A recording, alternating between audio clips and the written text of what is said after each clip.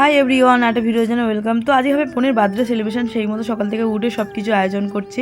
আর মা আর আমি রান্না করতেও বসে গেছি, আর বোন আর একটা পিসির মেয়ে দুজনে মিলে করছে এখানে ডেকোরেশন, মানে বেলুন টেলুন ফুলিয়ে। তারপরে এখানে অনেক কিছুই কাজ ছিল, ওরা দুজনে মিলে সেটা কমপ্লিট করছিল, আর মা আর আমি রান্নাটাও কমপ্লিট করে নিলাম। ফ্রাইড রাইস, চিকেন, আরও অনেক কিছু আইটেম ছিল। আর তারপরে চলে গেছিলাম সন্ধ্যাবেলা আমি কেক আনতে। মাসি বলেছিল কেকটা দেবে, কিন্তু আমি বলেছিলাম না, এবারে আমি একটা নতুন ফ্লেভারের একটা কেক নেবো। তো সেই জন্য দোকান থেকে নিয়ে চলে এলাম।